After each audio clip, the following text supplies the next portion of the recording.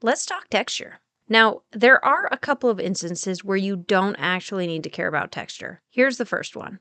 When you're making small color jumps like the ones that you see here, where your colors are actually pretty similar, you don't necessarily have to worry as much about the drastic differences in texture.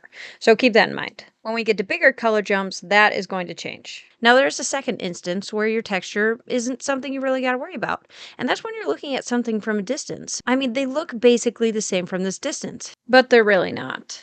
These are duplicates of the ones we were just looking at, and from an even greater distance, they look even more like each other. But perhaps this is you. Oh no, I really do need to worry about texture.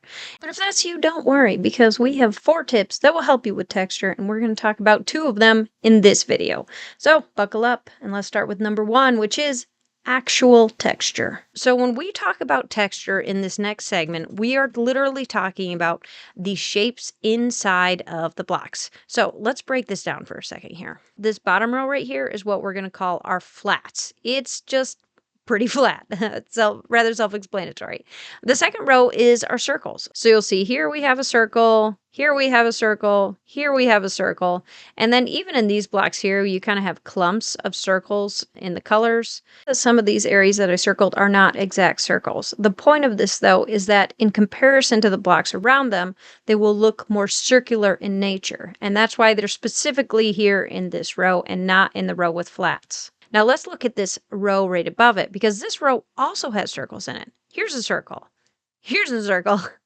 Here's a circle here. And then, of course, here's a circle right here as well with this little dark spot. So here's the interesting part is that when we are texturing a building, what our mind sees is our mind sees these circles, which means our brain says these blocks go together. That's very important because the next step is going to help us understand how textures can carry color throughout a building. So let's go into our top row really quick. So this one's pretty clear. I mean, this right here is a line block. This right here is a line block.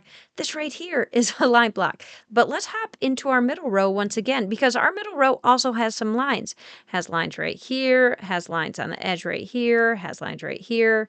And then even this carpet has some very clear color lines just kind of etched into it, which means when our brain looks at these blocks, it says these blocks go together. Do you kind of see what I mean?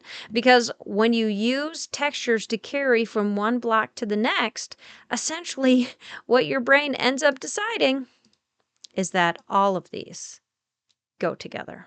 And that right there is the point of using textures. So let's look at this in action. Now we do have laid out here basically our different texture lines. So here we have our flats, we have our circles, we have our circle and lines, and then finally we have our lines here. Same thing in this color variant. Here we have our lines, we have our circle line combos, our circles, and then our flats. Now you'll notice right here that specifically the stripped logs kind of go up into the circles, but are also flats.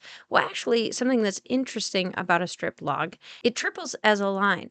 So you'll notice right here, if I lay these in order, the thing that makes a strip log a flat is that it has, frankly, just not a lot of general texture.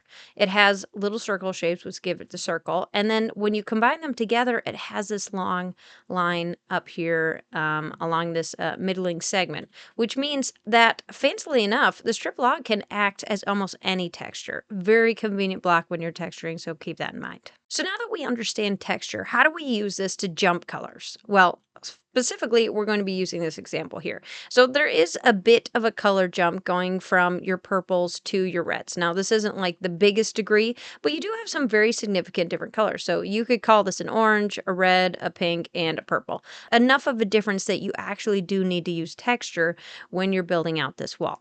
So let's look at this sample wall right here. Now, as you can see, what I did was I started out with my purples, moved up to my pinks, my oranges, and then I hit my red.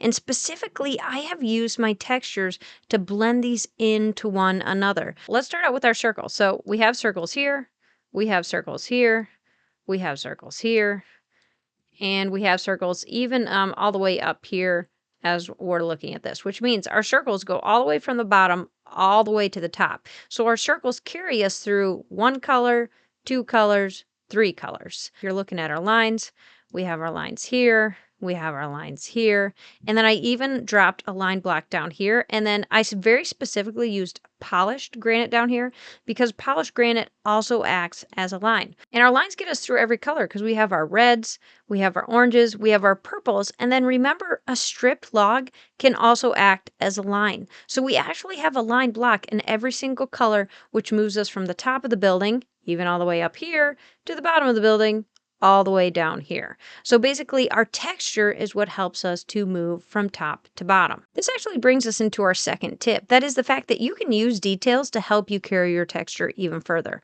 Once again, we're going to start with some circles because we have used details to add circles to our buildings to once again help us carry the color from top to bottom. So the really obvious ones is we have a button and we have a button. Those are our circles. Actually taking this red from up here and pulling it down even into this pink down here with this button.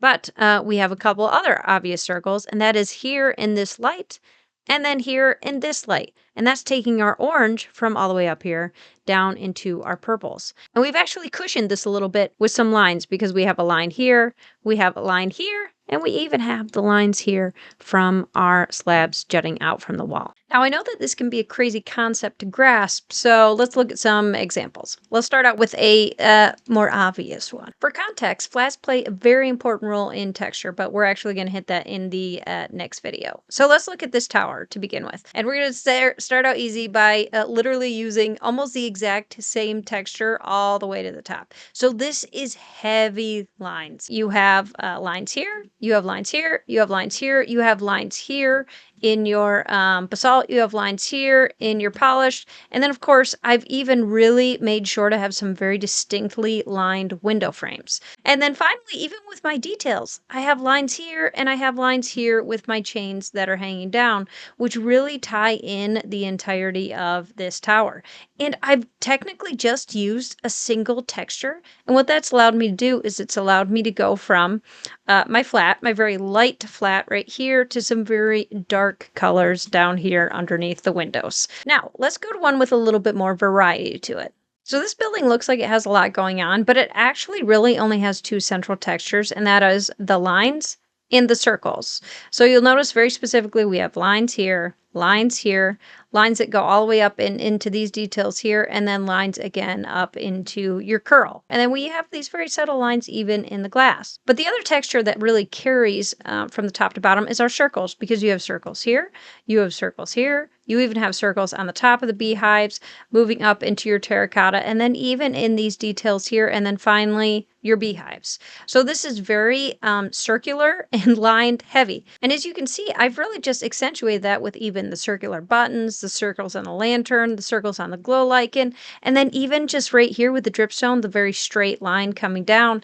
And that really takes this whole building and just pulls it together into make one cohesive structure. So those are the first two tips for texture that I want to share with you, and we will be looking at two more tips later on. Finally, just to recap, remember there are two reasons you do not need to worry about texture, either distance or similarities in color. And then our first two tips that we've looked at in this video, looking at your actual texture and then using your details to pull that texture all the way through your build and make some really beautiful things. Hey, like and subscribe so you can get a couple more tips to help you in your texture journey. Bye.